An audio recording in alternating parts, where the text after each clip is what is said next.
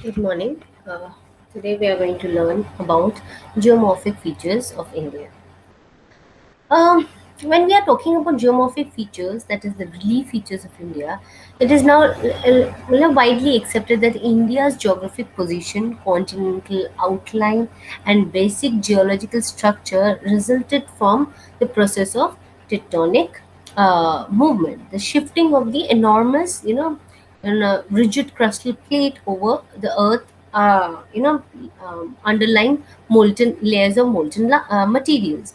Now, India's landmass, which forms the northwestern portion of Indian Australian plate, began to drift slowly onward towards the much larger Eurasian plate for about several 100 million years ago. After the former breakaway from the ancient southern hemisphere supercontinent known as Gondwana, Gondwana land, when it started, breaking off, and then it started moving towards the Eurasian plate. So when the two finally collided, that was approximately about 15 million years ago. The northern edge of the Indian Australian plate was thrusted under the Eurasian plate at a low angle. So what happens is, when the it happened um, during a long process of coastal uh, shifting. It shifted slowly, right?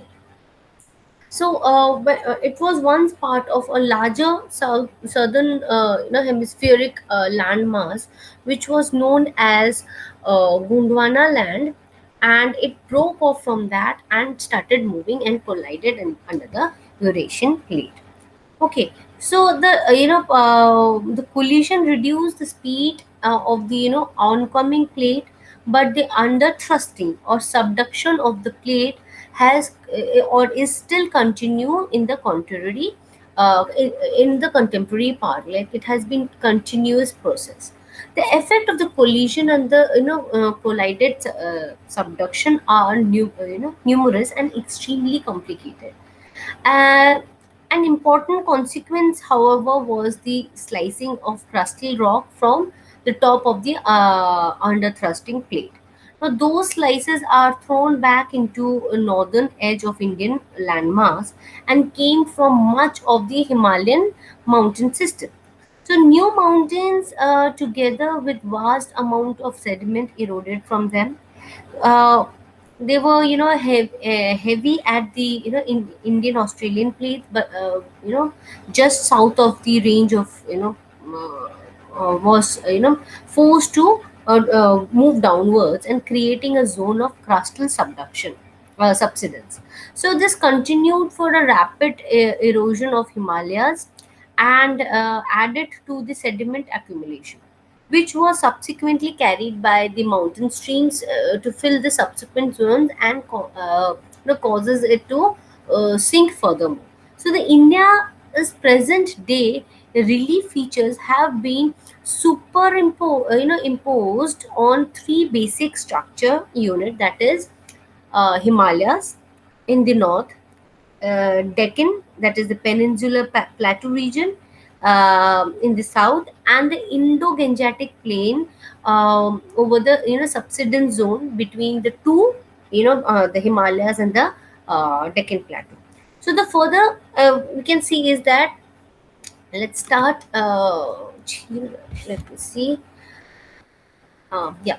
So, being India a vast country with a very land feature, a country has a particularly major land features of Earth, like on a mountain ranges, plains, plateaus, and island. India is a large landmass formed during different geological period, which has influenced its relief features beside geological formation, and a number of processes such as weathering, erosion, deposition have created and modified the relief at present form. Okay, so the cause of plate movement had driven it, like we have said, that movement of the plate resulted the building up of a stress within the plate and continental rock above, leading to the folding and faulting of volcanic activities. So basically, there are three types of plate boundaries here, which we were talking. That is transverse boundary, convergent boundary, and divergent boundaries. Okay. So the plate movement of these, the movement of these plates have changed the position and the size of the continent over millions of years. So such movement have also influenced the evolution of the present land feature, or relief features of India. So the oldest landmass of our country of India is peninsular part.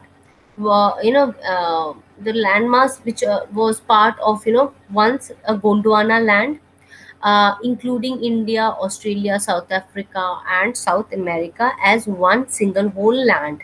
So it was Gondwana land included Australia, South America, South Africa, and South America as a whole single landmass. So the convectional current splitted the crust into a number of pieces, thus leading it to drifting of Australian plate after being separated from Gondwana land towards the north. The northward drift resulted the collision of the plate with the much larger Eurasian plate. Due to the collision, the sedimentary rocks which were accumulated in the geosyncline known as Tethys Sea or Tethys was folded to form mountain systems of the Western Asia, or and Himalayas. The Himalayas uplift out of the Tethys Sea and subsidence of the north flank of the peninsular plateau resulted in formation of large basin. So in due course of time, this depression gradually got filled with deposition of sediments by river flowing from mountains in the north and peninsular plateau in the south. Major physiological division of Indian mountains are like Himalayas, the northern plains, the peninsular plateau, Indian desert, and coastal plains. So the Himalayas of India, it means the house of snow. Okay, so it is a lofty mountain system in the. It is the loftiest mountain system in the world. Um, uh, that forms the northern limit of India. The great geological, it is greatly geologically young mountain arches in about 1500 miles across, and in a long stretch from peak of Nanga Parbat, that is at a height of about 8,126 meters in Pakistan, that is administered portion of Kashmir. It is Pakistan occupied Kashmir, it is there. And the region to Namcha Barwa Peak in Tibet, that is autonomous region of China, we can say, but it is part of Tibet, free Tibet. So Tibet being a different country altogether, although China has annexed it. Now, between those extreme mountain fall across India, the southern Tibet, Nepal, and Bhutan, the width of system varies within 125 kilometers to 250 miles across. Now, within India, the Himalayas are divided into three longitudinal belts. Three longitudinal belts, that is called outer Himalayas or the higher Himalayas, lesser Himalayas, and greater Himalayas. So at each extreme, there are a great blend in the system of alignment, which forms a number of lower mountain ranges and hills that spread across. Okay. So this is the image of a physiographic structure of India, that is Himalayan range. If you see here, this is Himalayan range. Okay, starts from this end and goes all along. United what is called Union Territory of Jammu, Kashmir, and Ladakh, and then Nepal, and Sikkim, Assam, Bhutan, and the northeast, and it starts finishing off going into Myanmar, and it ends at that. Okay, so uh, And the breadth of this Himalayan mountain is about 50 kilometers wide, and it runs about 125 kilometers.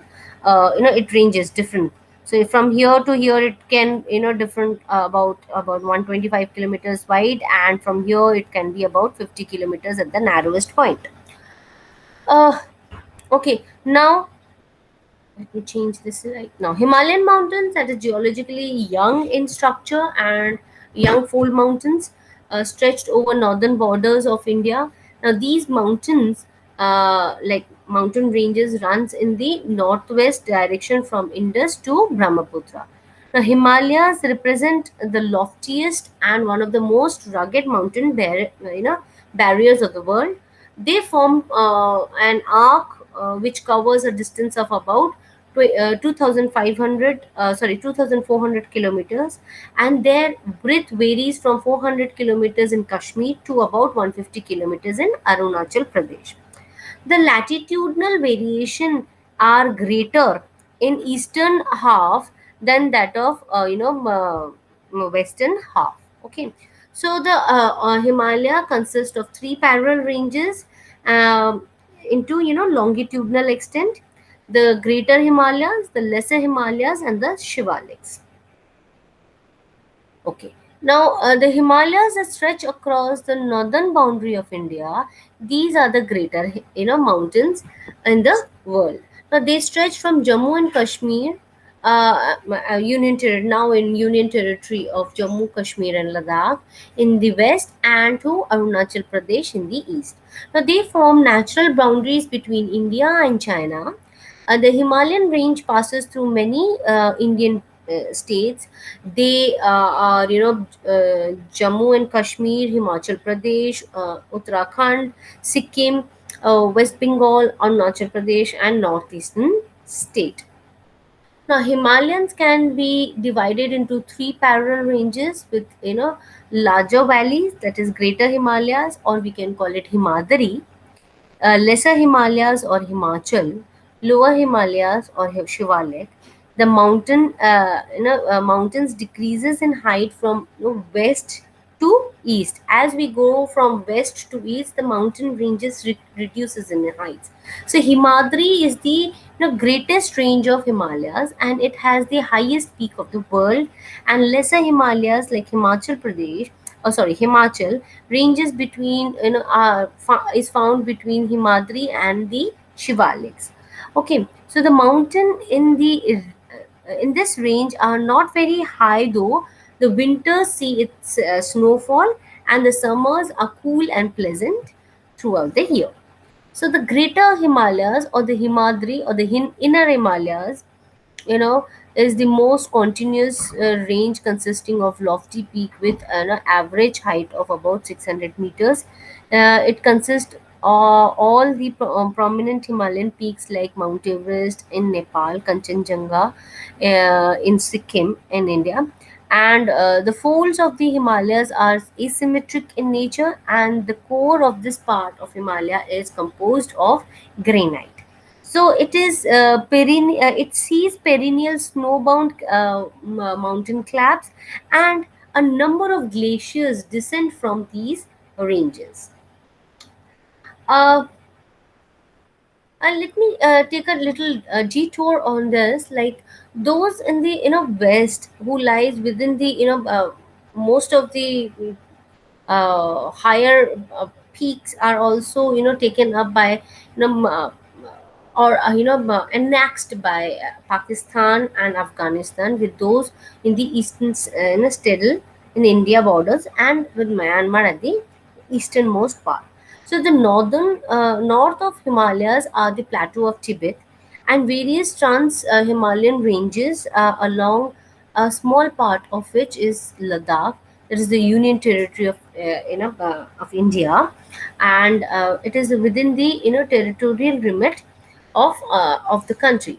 So, because of a continuous subduction of the Indian peninsula against the Eurasian plate, the Himalayas and the associated eastern ranges remain tectonically active. Okay, so as a result, the mountains are still rising, and there is an often incidences of earthquakes which visit these areas, causing great landslides and and landfalls in these areas. Now it has seen several landslides and affecting these areas. Now it has also, we can also say there are many glaciers which are being fed by these areas. Okay. Okay. So let's see. Okay, now Himachal or the lesser Himalayas, the range are mainly composed of highly compressed and altered rocks, so they are metamorphic rocks. So altitude varies within 3700 to 4500 meters, and an average width of about 50 kilometers wide. So while the Pir Panjal range from the longest and the most important range, Dhauladhar and Mahabharat range are also prominent, ones in the these range, or the line of Himalayas which it flows. It is in the middle. Okay. Now this range consists of famous valleys of Kashmir, Kangra, Kullu in Himachal, uh, Valley of Kashmir, then Valley of Kullu, Kangra in Himachal Pradesh. They are all well-known hill station in these ranges. Then we have lower Himalayas. They extend over a width of about 10 to 50 kilometers and have an altitude varying between 900 to about 1100 meters. This range are composed of unconsolidated materials, such as mud, silt, soft rocks, then and and it is also prone to earthquakes and landslides. Okay, so some narrow valleys are found between Shivaliks and Himachal, uh, uh, and they are called as dunes. For example, Dehradun is one example of that. Some of the highest peaks of Himalaya. So if you've seen this table, there are some of the highest peaks in Himachal, or Himalayas. Okay, just a hold on.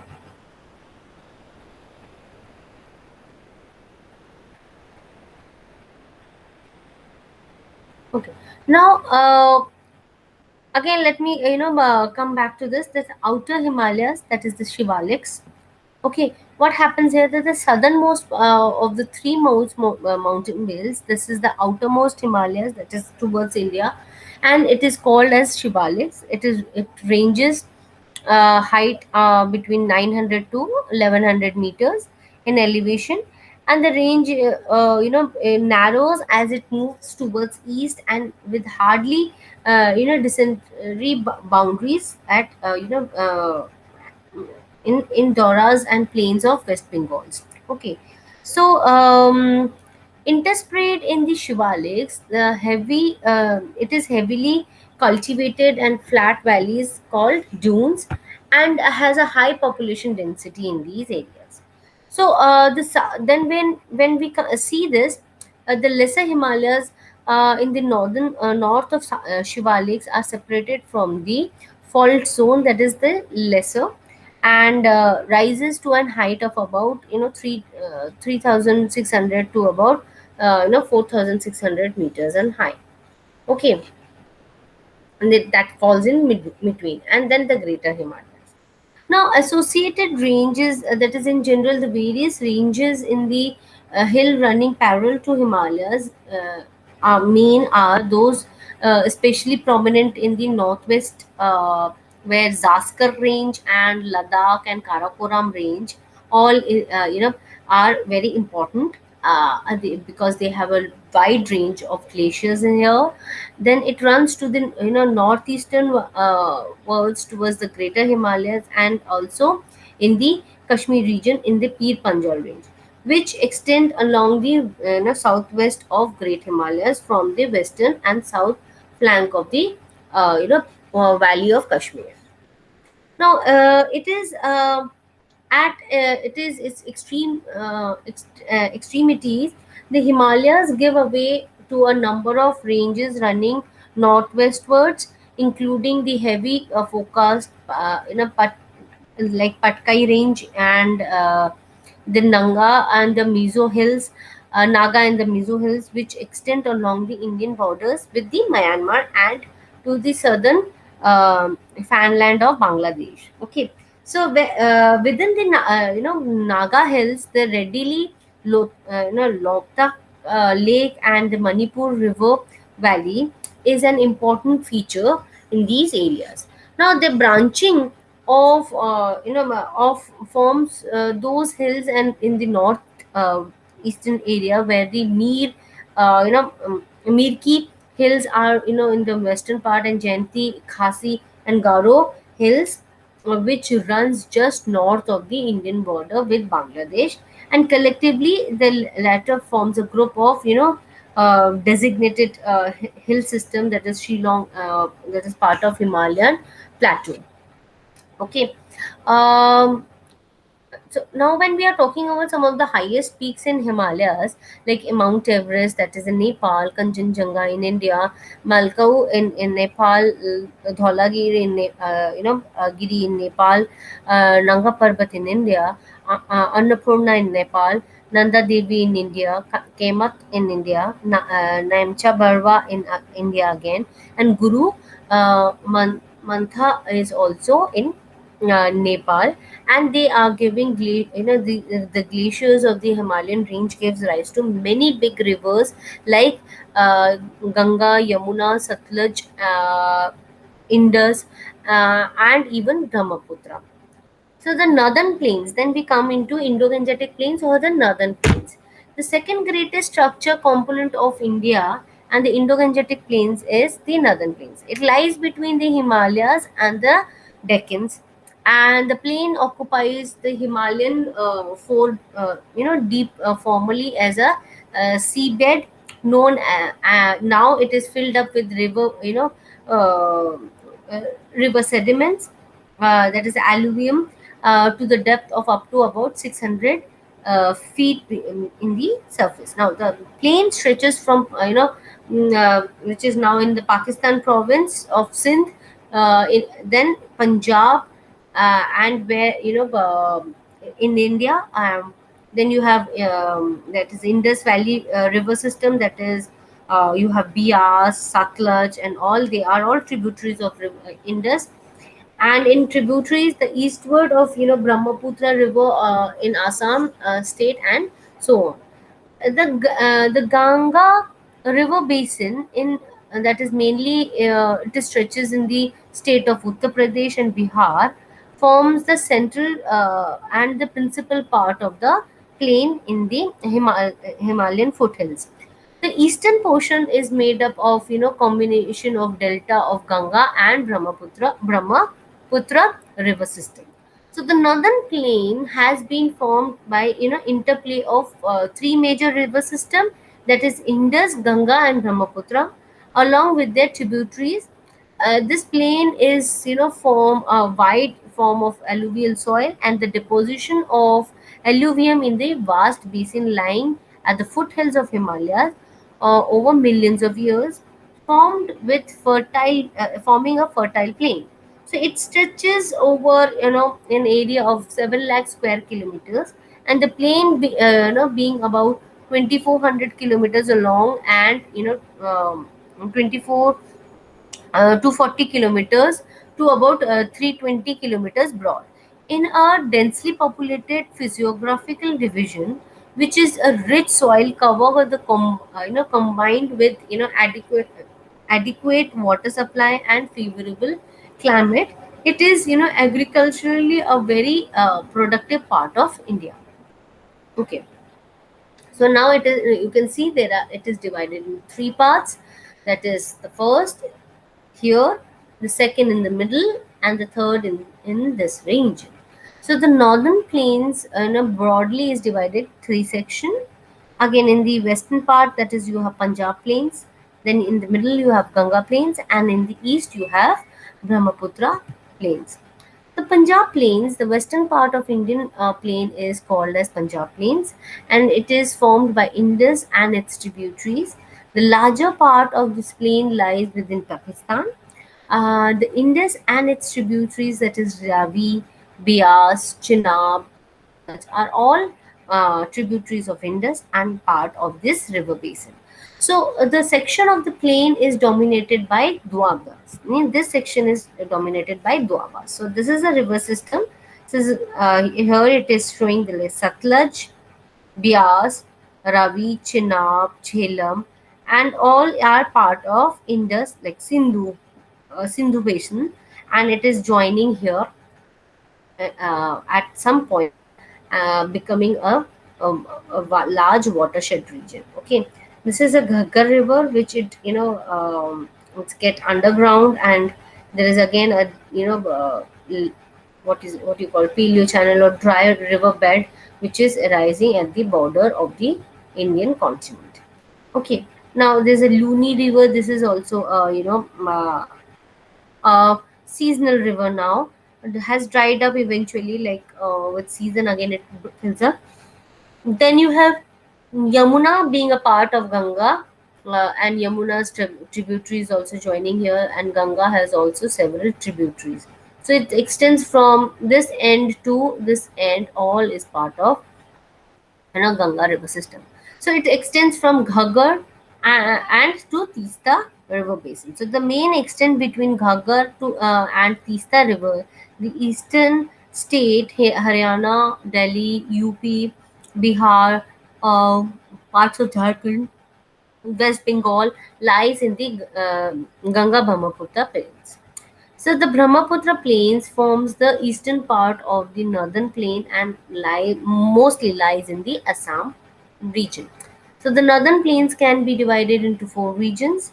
A narrow belt of about 8 to 16 kilometers wide, lying parallel to the slope of Shivaliks, are called Bhabar. Okay, the stream of the river are re-emerges and creates a wet, swampy and marshy region known as Tarai region. So the floodplains of the rivers and and present traces, like features known as bhangar, and the soil in this region contains calcareous deposition known as kankar in the region. Now, based on the relief features, the northern plains can be divided in four regions, that is Bhabar, Tarai, Bhagar, and Khadar. So, Bhabar, after descending from the mountains, the river deposits pebbles in narrow belts. Okay, so the width of the this belt is about 8 to about 16 kilometers, and it runs parallel to the Shivalik ranges. This region is known as Bhabar, and all the stream disappears in these regions. Tarai region lies towards south of Bhabar, that is felt in this region, and the stream reappears and make a wet, swampy, marshy region. So Bhangar is a largest part of northern plain and is composed of oldest alluvial soil. They lie above the floodplains. They resemble terrace. The soil of this region is locally known as Kankar and is composed of calcareous deposits. Khadar region, that is the floodplain formed by younger alluvium, is called as Khadar, and this soil in this region is renewed every year and thus is a highly fertile region. Then we come to the next part is the peninsular plateau of the region, the peninsular region, that is the Deccan part. Okay, the Peninsula Plateau is tableland composed of old crystalline igneous metamorphic rocks. It was formed due to the breaking and the drifting of the Gondwana land, and the plateau has a broad, shallow valley and a uh, rounded hills. Okay, so it is the remnants of the India, and India is designated out into altogether that the Deccan Plateau or the peninsular part of India is actually topographically regulated. Okay, just hold on.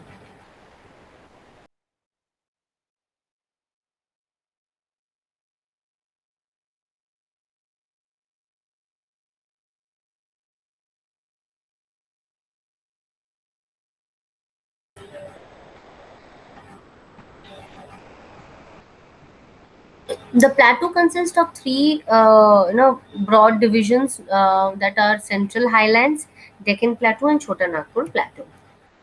Central Highlands. If you see this image very carefully, this is the Deccan Plateau, Chota Nagpur Plateau, and this is all part of Central Highlands. Okay. Central Highlands is a part of Peninsular Plateau lying to the north of Narmada River, covering a major area of Malwa Plateau, is known as Central Highlands. The extent of the Central Highlands is from Vindhyas to Aravali Hills, and the slope of the Central Highlands is from southwest to northeast. Okay, the river Chambal, Sindh, Betwa, Ken flows are according to the slope of the plateau. The Central Highlands are wider in the west and are narrow in the east. The Chota Nagpur Plateau is the eastward extent of Central Highlands. Okay, so Chota Nagpur Plateau is drained from Damodar River. Deccan Plateau is a triangular landmass that lies to the south of the river Narmada. The Deccan Plateau is higher towards the west and has a gentler slope in the east. It is separated by falls from the Chota Nagpur Plateau region. The Western Ghats, that is the higher part of the Deccan Plateau, the Western Ghats lies parallel to the western coast of the country, and they are continuous and can be crossed through only by passes. The Western Ghats are higher than the Eastern Ghats and have an average elevation of about 900 to 1600 meters. The Eastern Ghats stretches from Mahanadi Valley to Nilgiris, Nilgiris in the south, and the Eastern Ghats are discontinuous and irregular and dissected by river drained into the Bay of Bengal. Their average elevation is about 600-meter high. Then we have the Great Indian Deserts. The Indian Desert lies towards the western margin of the Aravalli Hills.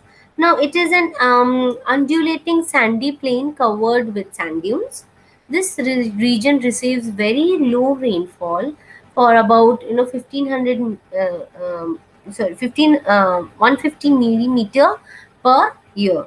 Now, this is an arid climate with a low vegetation cover. Stream appear during the rainy season.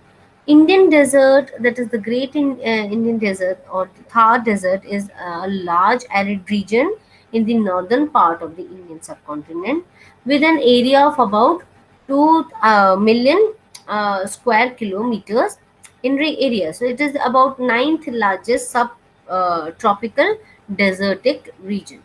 So these are the features that you can come across in the Indian desert. There are two types of Indian desert, that is the cold desert and the hot desert. Cold deserts are, hot deserts are deserts in the northern, like the deserts that you find in northern part of south of the African continent, where the temperature is very high, low air moisture, low vegetation. Cold deserts, whereas on the other hand, has very low temperature, low air moisture and pressure, and also low in uh, vegetation, because it is situated on a very high altitude or a higher latitude. So the common conception of desert that is we have is the deserts are supposed to be hot and dry, whereas there are examples of deserts like Gobi Desert on a global scale. You can say that it is a cold desert. Okay. Indian Desert lying in the western margin of the Aravalli Hills, and the region is greatly scattered and rainfall with less than 150 millimeter per year, and hence the climate is arid and vegetation is scanty. So Luni is the only large river, but some streams appear during rainy season, and crescent shaped dunes are bounded in these areas.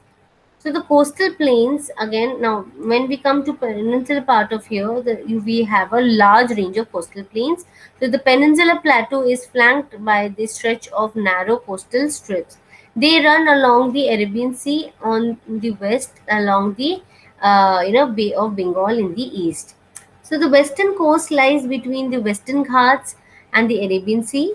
It is divided into three sections, that is Konkan, which comprise of Mumbai and Goa, makes the northern part, and the Kannada plains makes the central part, and Malabar coast at the southernmost part. The western coastal plain is wider uh, um, and level, and runs along the Bay of Bengal. So the it is divided into two parts. The northern part is known as uh, um, Sikar region, and the southern part is also known as Coromandel coast. The extent are, there is an extensive delta that are formed by large rivers like Mahanadi, Godavari, Kaveri. Chilka Lake is an important feature in the eastern coastal region. The coastal plains that is in the northern part of the coastal is called in the western part region is called Konkan. Konkan is basically comprising of Mumbai and Goa. The central stretch is also called as Kannad plain, while the southern stretch is known as Malabar coast. So Coromandel Coast, we know it is in the eastern part, covers a wide range of river systems such as Mahanadi, Godavari, Krishna, Kaveri, and Chilka Lake being an important really feature in these regions. The fact about coastal plains of India is that the plains of India, that is the coastal plain, are alluvial in larger extent, and the coastal plain separate with peninsular plateau from the sea. Okay, and the coastal plains of the country are divided into, uh, you know, into as two western coast and eastern coastal plains. Uh, the western coastal plains lies between the Western Ghats, and the eastern coastal plains lies between the Bay of Bengal and Eastern Ghats. The facts about the coastal plains of India is that Mumbai, Marmagua, Cochin, Mangalore, Kawara, Nave, Seve, Kandla are an important ports of the western coast. The eastern coast explains the extent of Kanyakumari to in Indo-Gangetic Delta system between the Eastern Ghats and the Bay of Bengal, creating a large deltatic system. This part of the south of a mouth of the Coromandel coast is also known as Utkal coast. Okay, so this region is also known as Utkal coast, and it consists of delta of river Mahanadi, Godavari, Krishna, and Kaveri. So it is a broad and flat land, and has some lake water, sea water, salt water lakes and lagoons like Chilka Lake of Orissa, Pulkat Lake of Tamil Nadu are some example of these regions. Then we have great archipelagos of island. On the eastern side, we have Andaman and Nicobar Island archipelago, and a cluster of islands in you know uh, Arabian Sea, that is Lakshadweep Islands. Okay, so that covers the entire physical features of the country. Okay. Now Lakshadweep Islands group are lying to the close to the Malabar coast of Kerala, and this group of island is composed basically of coral islands, and they are dominated by the tribal people, and the demographic feature of this tribal region is Islamic in nature. The Andaman and Nicobar Islands that are bigger in size are more numerous in nature, and we have one of the active volcano in Andaman and Nicobar Island, that is called as Byron Island. Okay, this is all for your really feature of India. Have a nice day.